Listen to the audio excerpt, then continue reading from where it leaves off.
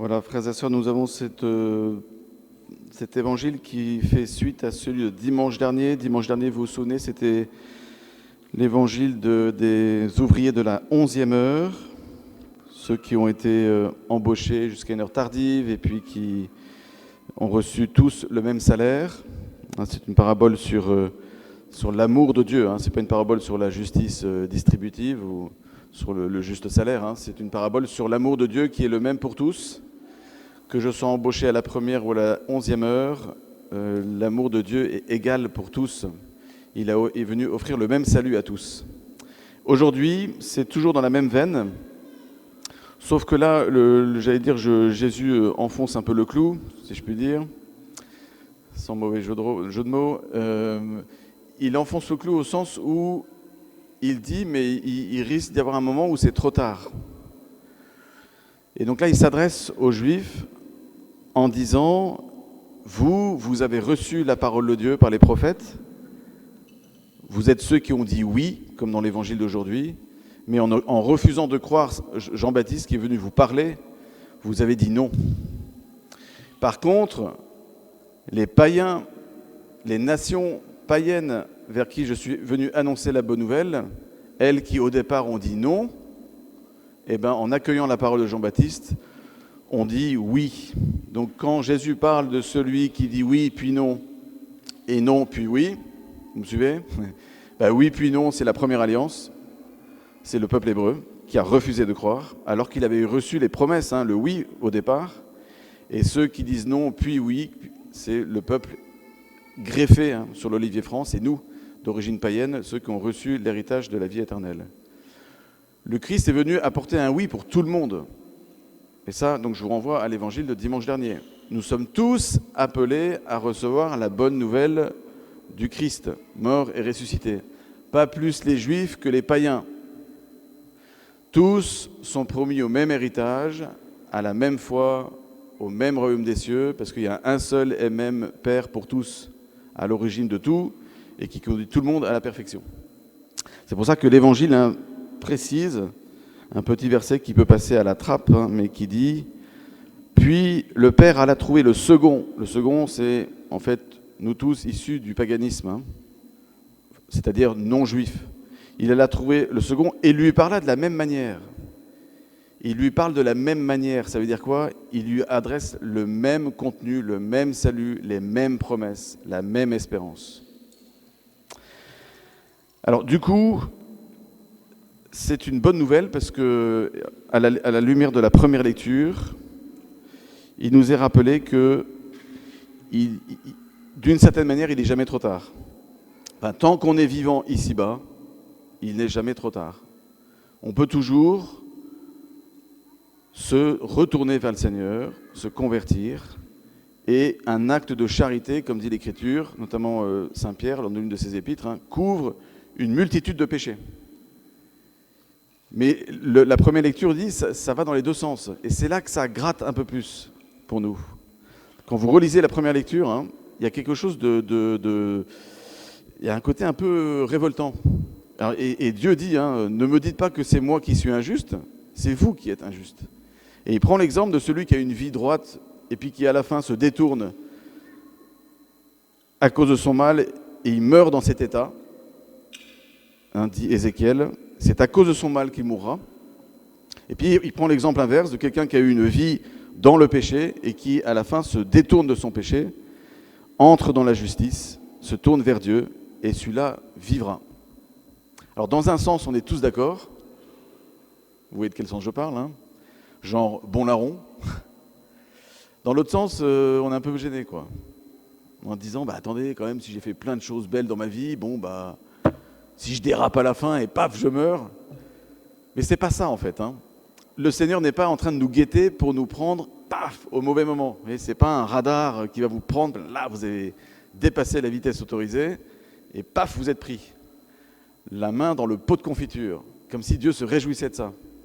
En fait, il veut dire que déjà par des actions, il suffit pas en fait de dire Seigneur, Seigneur pour entrer dans le royaume des cieux. Il faut encore que notre oui de la foi se concrétise dans le oui des actions. Vous voyez, dans l'évangile d'aujourd'hui, celui qui dit oui puis non, c'est pas seulement celui qui avait la foi et qui ensuite balance la foi par la fenêtre. C'est aussi celui qui dit oui par la foi et non par ses actions. Et à l'inverse, c'est celui qui dit non par la foi, mais oui par ses actions. D'où l'évangile qui dit, attention, il ne suffit pas de dire je crois, je vais à la paroisse machin, je m'appartiens à la communauté truc tumuche, j'ai fait le congrès mission, et donc ça y est, Non, je ne peux pas faire valoir quoi que ce soit. Que ton oui soit oui, vous vous souvenez ce que dit Jésus, que ton non soit non, tout le reste vient du mauvais. Que ton oui soit oui, c'est-à-dire que le oui de ta foi s'accomplisse dans le oui de tes actes. Sinon, par tes actes, tu vas nier ce que ta foi a proclamé. Et puis, tu vas te ridiculiser surtout, parce que par tes actions, tu vas contredire ce que ta bouche a proclamé. Donc le Seigneur nous invite à avoir une cohérence entre la foi et les œuvres.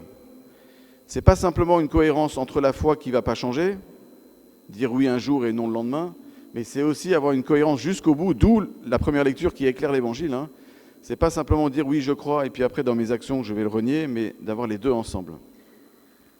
Alors pour nous donner de l'encouragement, de l'espérance, comme dit la deuxième lecture, s'il est vrai que dans le Christ on se réconforte les uns les autres et si l'on s'encourage avec amour, Jésus est venu nous apporter une parole d'encouragement.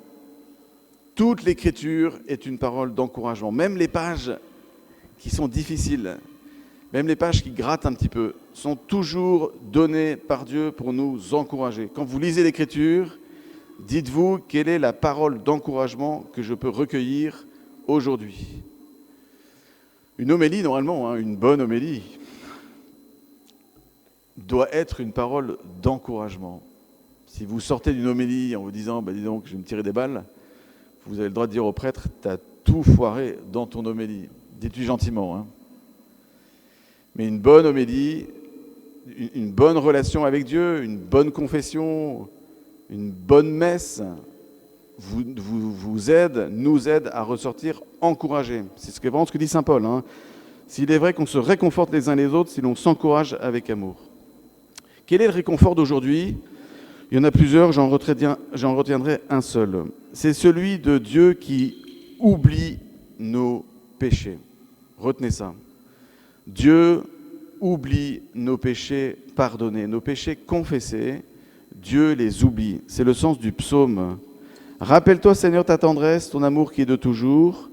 Oublie les révoltes, les péchés de ma jeunesse. Dans ton amour, ne m'oublie pas. Nous, souvent, c'est l'inverse. On oublie l'amour de Dieu et on n'oublie pas la faute des autres. Vous savez, le gars qui dit je pardonne tout, mais je garde la liste. Ne regarde pas nos péchés, mais la foi de ton Église, on demande chaque jour à la messe, juste avant de communier. Ne regarde pas nos péchés, mais la foi de ton Église. On demande à Dieu d'oublier nos péchés. On lui dit, quand tu me regardes, ne regarde pas ce que j'ai fait de mal, regarde ma foi. Ma foi qui doit s'accomplir dans des actions concrètes, dans des œuvres. Le démon, lui, c'est l'inverse. C'est ne regarde pas la foi de ton Église, mais regarde bien ses péchés. Et puis mets bien le doigt dessus, pour bien écraser. Ça, c'est un accusateur. Le démon est appelé l'accusateur de nos frères, celui qui pointe. Le Seigneur, c'est celui qui pointe non pas le péché, mais qui pointe l'amour pour le pécheur. C'est pas la même chose. Et donc du coup, il nous révèle aujourd'hui qu'il est celui qui oublie. Il y a différents passages dans l'Écriture sainte, j'en ai relevé quelques-uns, où la Bible insiste sur le fait que quand Dieu pardonne, il oublie. Le psaume 103, Autant l'Orient est éloigné de l'Occident, autant il éloigne de nous nos transgressions, nos péchés. Le psaume, si tu gardais le souvenir de nos fautes, Seigneur, qui pourrait subsister ? Mais le pardon se trouve auprès de toi afin qu'on te craigne. Si le Seigneur gardait la liste de nos péchés et y pensait, le psalmiste dit, on ne pourrait pas subsister. Et le livre d'Isaïe, c'est moi qui efface tes transgressions pour l'amour de moi, et je ne me souviendrai plus de tes péchés. Je ne me souviendrai plus de tes péchés. Vous voyez, quand nous demandons pardon à Dieu, il oublie. C'est ce qu'il a dit à Sainte Faustine, la sainte polonaise.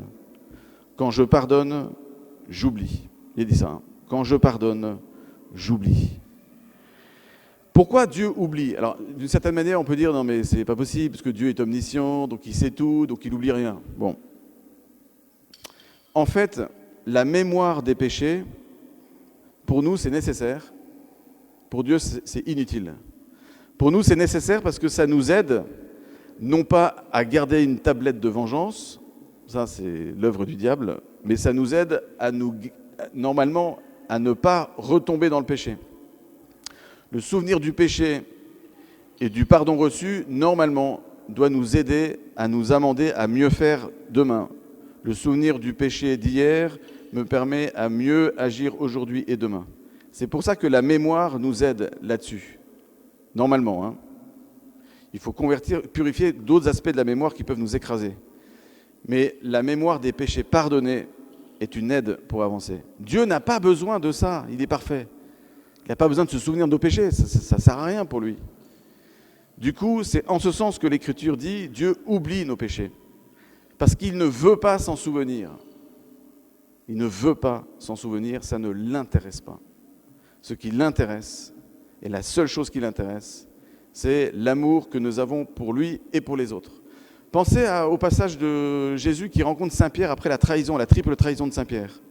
Vous vous souvenez, il a trahi 3 fois, le coq a chanté, Jésus meurt, ressuscite, et hop, il retrouve les apôtres. La première fois que Saint-Pierre retrouve Jésus, il s'est dit « Oula, la dernière fois qu'on s'est vu, ça s'est plutôt mal terminé.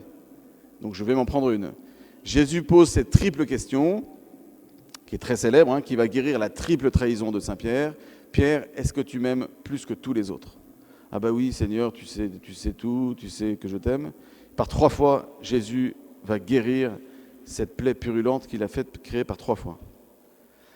Autrement dit, la seule chose qui intéresse Jésus, quand il voit Saint-Pierre qu'il a trahi 3 fois, n'est pas de pointer son péché, c'est de le guérir par 3 fois. Et la seule chose qui intéresse Jésus, c'est « est-ce que tu m'aimes ?» Tes compétences, je sais que tu n'en as pas beaucoup, vu ce que tu m'as fait il y a quelques jours. Je rajoute ça, mais je pense qu'il a dû penser ça un peu. Par contre, ce qui m'intéresse, la seule chose qui m'intéresse, c'est « est-ce que tu m'aimes plus que tous les autres ?» Saint-Pierre fait une réponse un peu de jésuite, ou je sais pas, enfin il dit oui et non, bon. Et Jésus s'en accommode et lui confie la charge de l'Église. « Paix mes agneaux, sois le berger de mes brebis. » Voilà, on va demander au Seigneur la grâce de ne pas nous souvenir de nos péchés, de ne pas ressasser ce que nous avons confié à la miséricorde de Dieu. Ce qui a été donné à Dieu est enterré et enfoui au fond de la mer, comme dit le psaume. Il jette nos péchés au fond des abîmes. On ne va pas aller au fond des abîmes les récupérer. Ils sont pardonnés, oubliés, aussi loin que l'Orient est de l'Occident, dit l'Écriture. Nos péchés sont pardonnés. On va demander la grâce au Seigneur de nous laisser encourager par lui et de garder les yeux fixés sur lui, qui, quand il nous regarde, ne regarde pas nos péchés, mais la foi de son Église. Amen.